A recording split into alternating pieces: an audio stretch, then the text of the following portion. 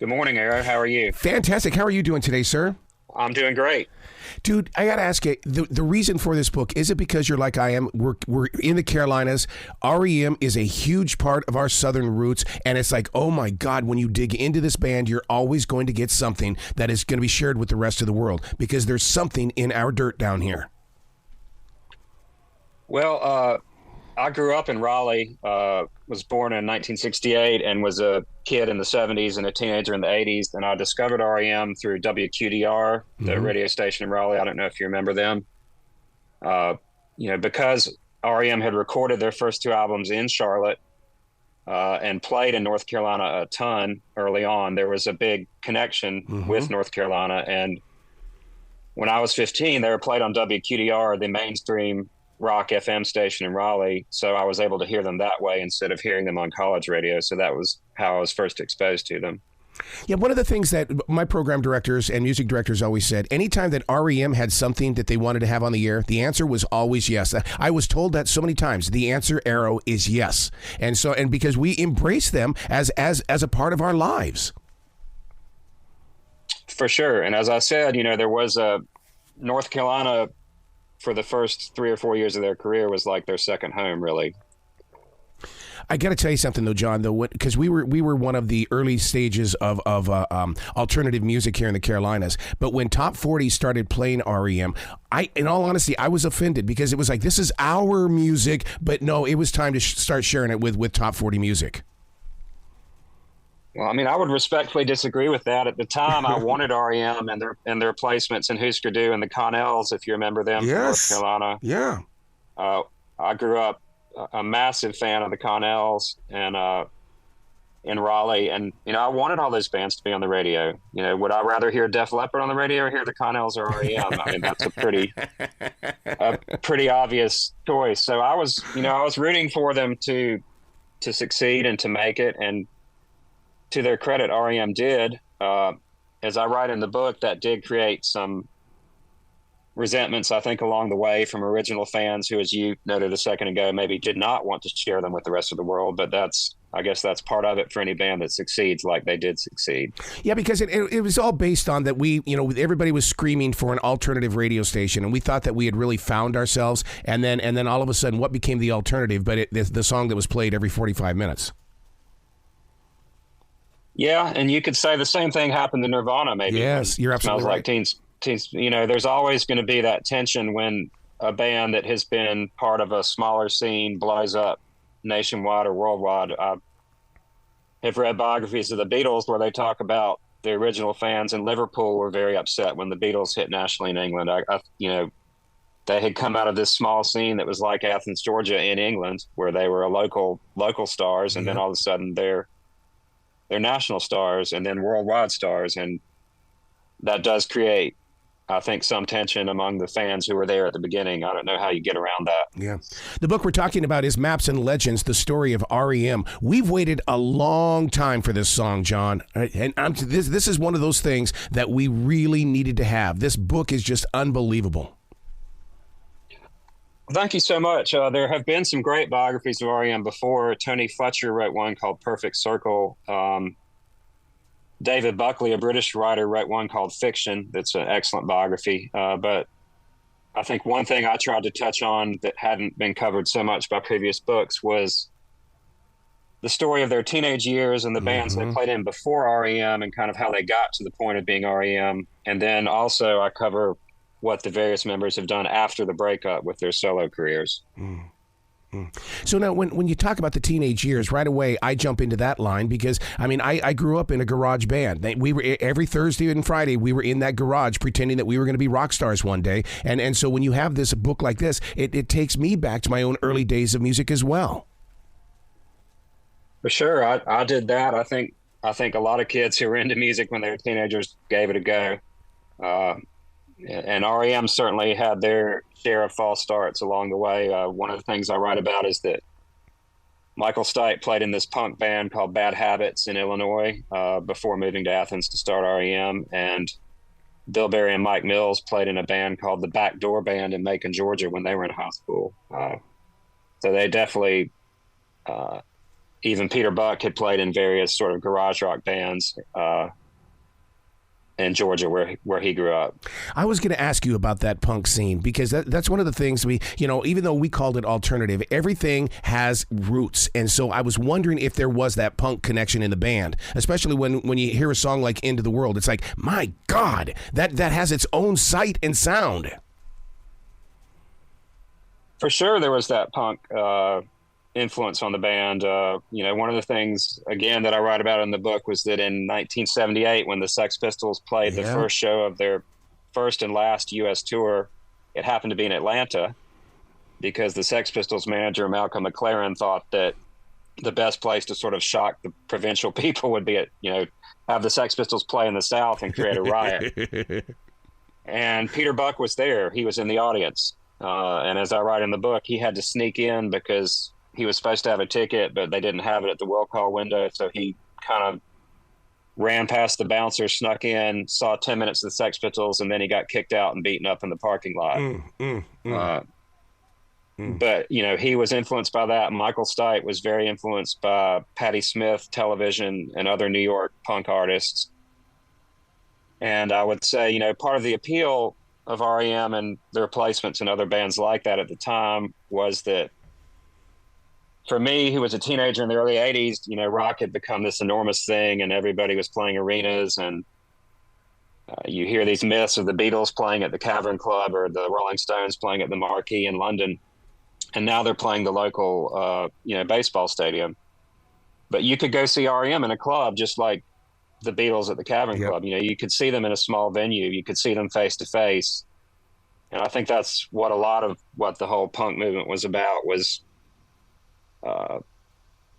bringing rock back from these arena and stadium shows to something intimate and local that you could see. And of course, REM went on to become arena artists in their own right. So I guess it's, it's a never ending cycle, but that's every reason why when a PR person calls me up and says, hey, look, I've got a band here. They're unknown. They've got a brand new song that's coming out. It's their first one. Do you want to talk to them? To me, the answer is always yes, because I would have done the same exact thing with REM if the equipment was as simple as, back in the 80s and 90s. I could just haul it in there in my pocket. Yeah, and I think one thing that maybe we forget now in this internet age with YouTube and Zoom and Twitter and all the ways we have to connect is how hard it was for a band like that to get their message out there in the early 80s. And, they did it the classic way. They got in a van and drove across state lines and played shows to 8 people, and then drove to the next town and played a show to 20 people. And, the next time they came back, they played to 50 people or 100 people. And that's pretty much how you had to do it. Did they have a good relationship with MTV? Because, to this very second, I can still see the song Everybody Hurts. The people getting out of their cars. That song just radiates inside my soul.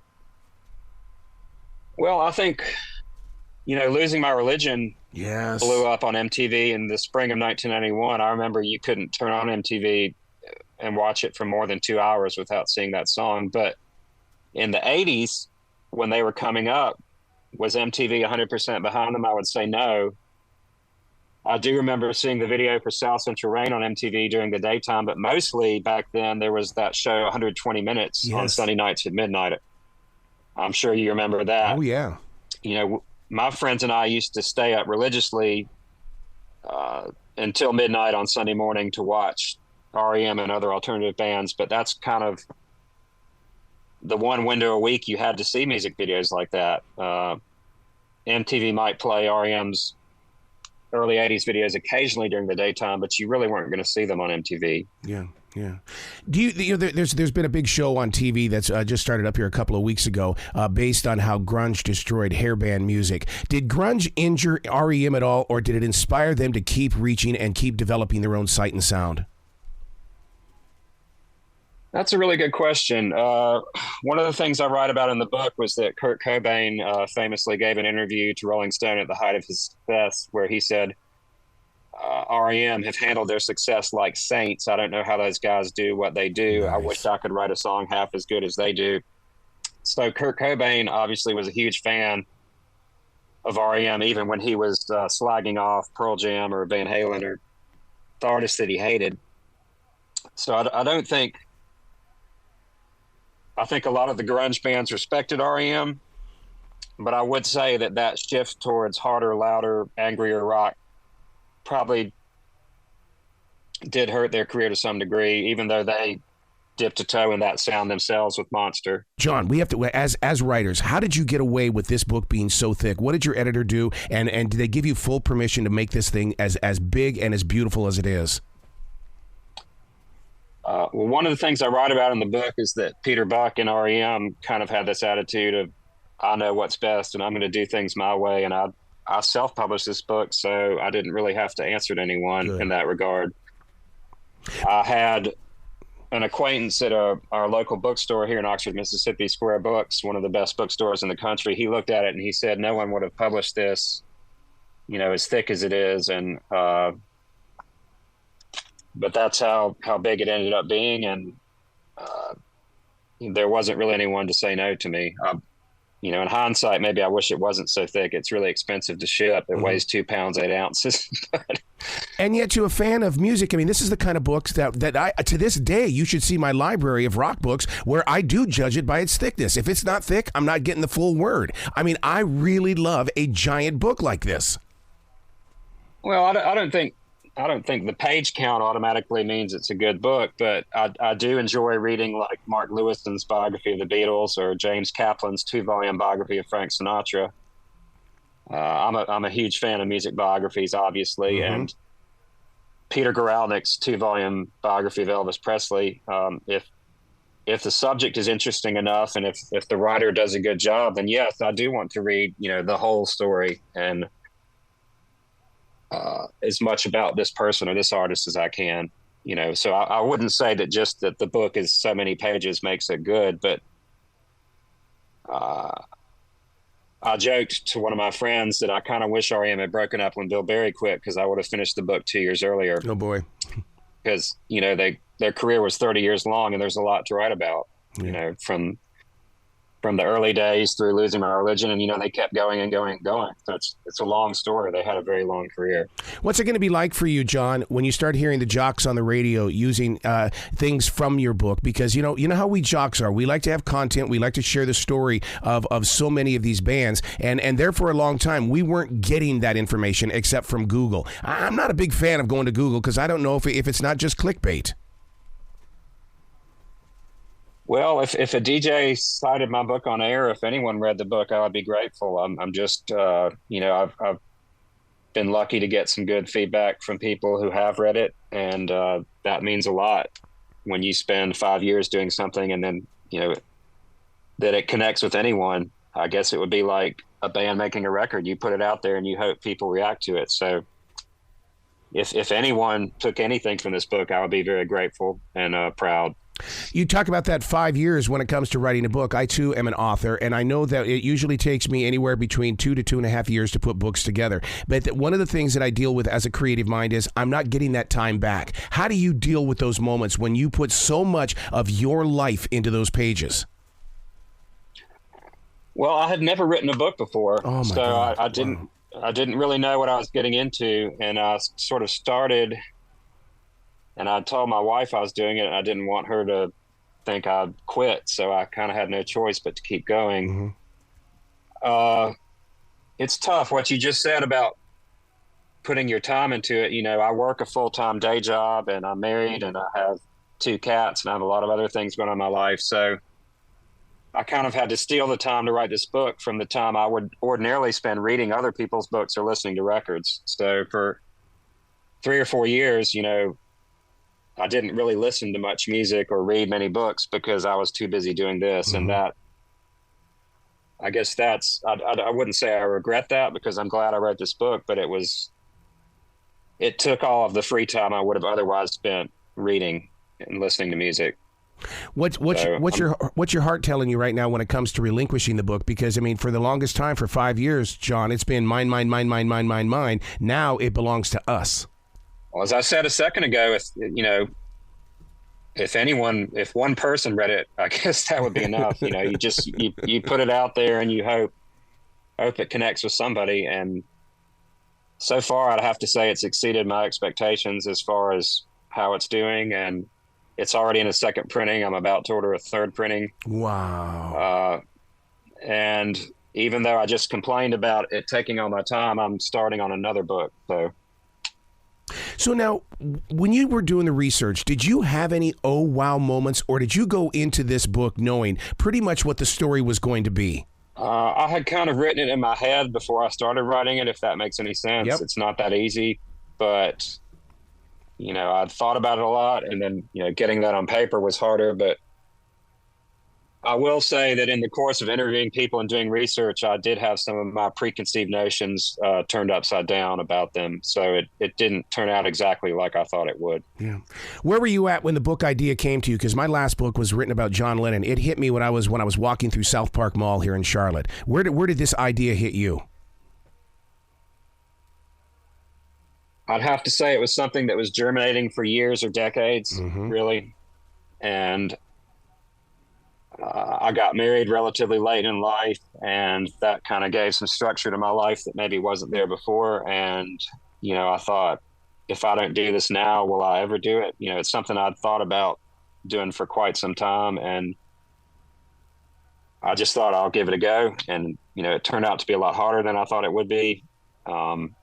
But I did manage to finish it. So, one of the things that listeners need to understand about this book is the fact that I know that as that jock on the radio, one of the things that people loved about REM was the mystery. They were almost like that great mysterious band. This book gives us the opportunity to step into this gigantic world, and every question we ever had is going to be here on these pages. And we're going to go, oh my God, do you know how long I've waited just to read this?